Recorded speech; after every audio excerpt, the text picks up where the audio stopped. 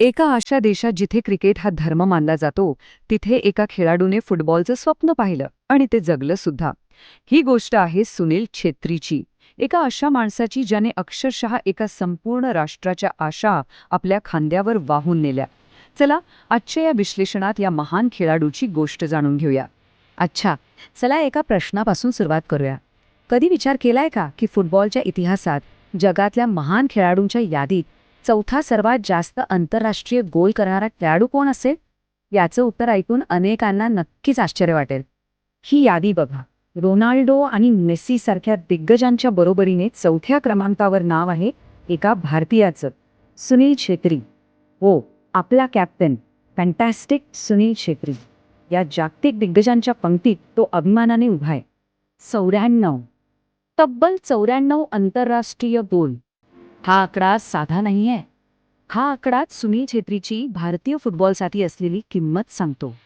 हे फक्त आकडे नाही, तर ही एका समर्पणाची, कठोर मेहनतीची आणि देशाभिमानाची एक अविश्वसनीय कहाणी आहे. तर मग प्रश्न हा पडतो की फुटबॉलच्या जगात जिथे भारताचं नाव फारसं आधाराने घेतलं जात नाही, तिथून आलेल्या एका खेळाडूने तेवढी मोठी अविश्वसनीय कामगिरी केली तरी कशी? गंमत म्हणजे त्याच्या या जागतिक कामगिरीच्या अगदी विरुद्ध त्याचा प्रवास खूपच सामान्य, किंबहुना खडतर परिस्थितीतून सुरू झाला होता. आणि म्हणूनच त्याची गोष्ट आणखी जास्त प्रेरणादायी बनते.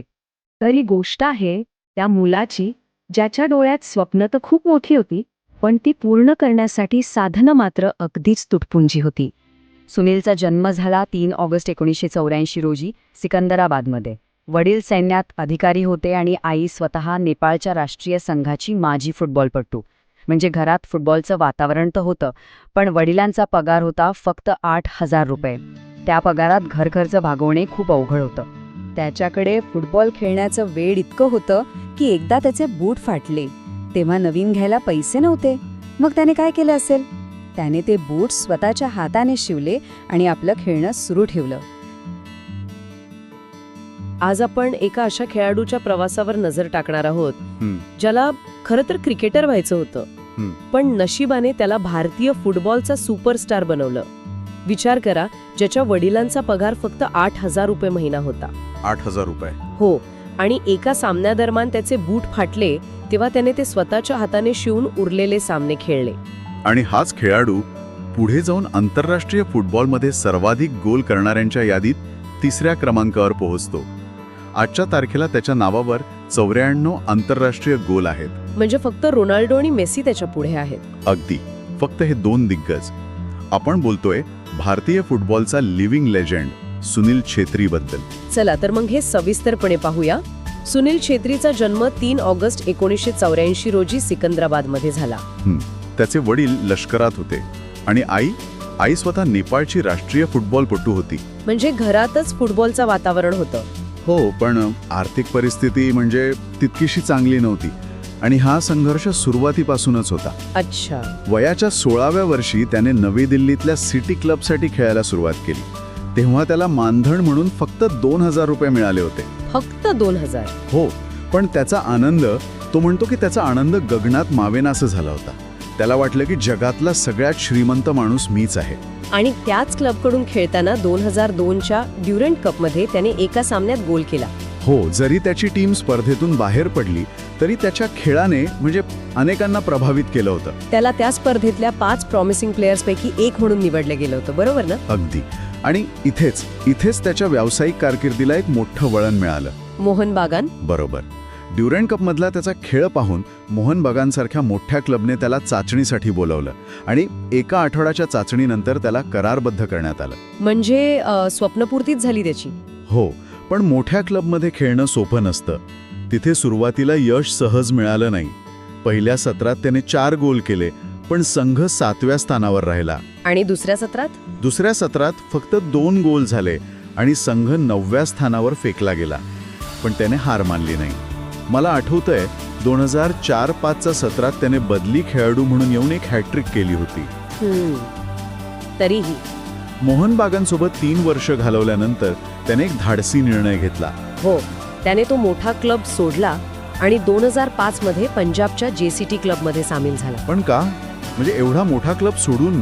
हाच तर महत्वाचा मुद्दा आहे. त्याला स्वतःच्या खेळात अधिक सुधारणा करायची होती.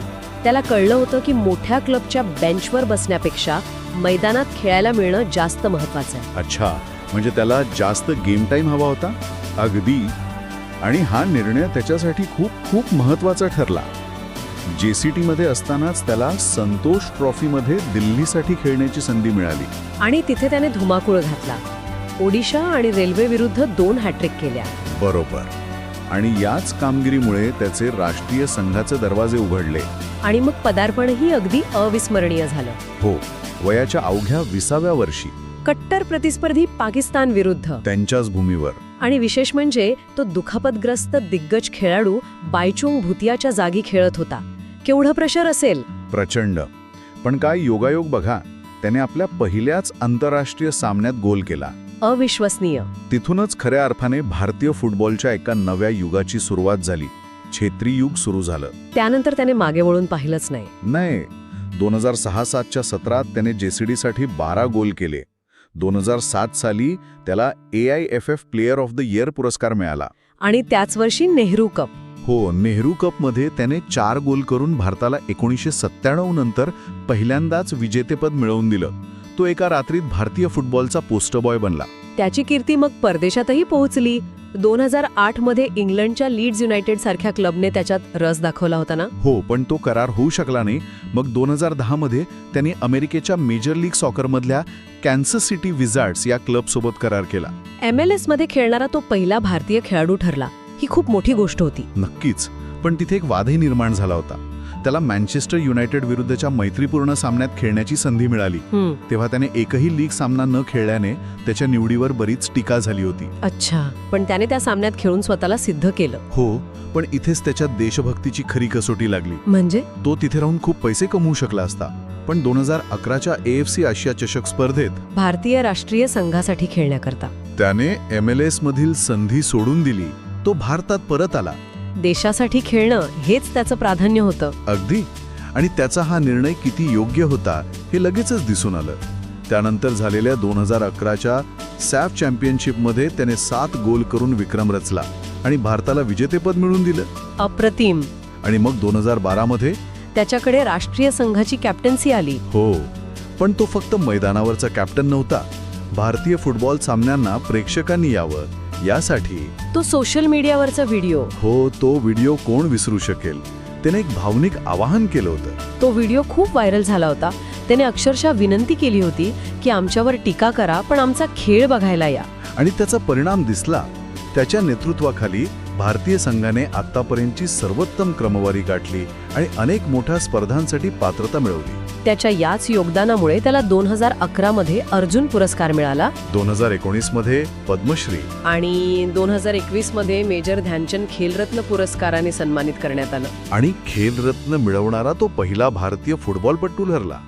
एका फाटलेल्या बुटापासून ते पद्मश्री आणि खेलरत्न पुरस्कारापर्यंत 8,000 रुपयांच्या कौटुंबिक उत्पन्नातून ते आंतरराष्ट्रीय स्तरावर तिसरा सर्वात मोठा गोल स्कोरर बनण्यापर्यंत.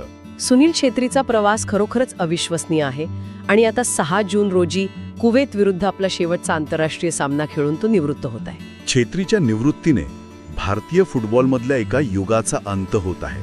त्याने म्हणजे जवळजवळ एकट्याने भारतीय फुटबॉलला जगात एक वेगळी ओळख मिळवून दिली. हो, पण आता खरा प्रश्न हा आहे की त्याच्यानंतर कोण?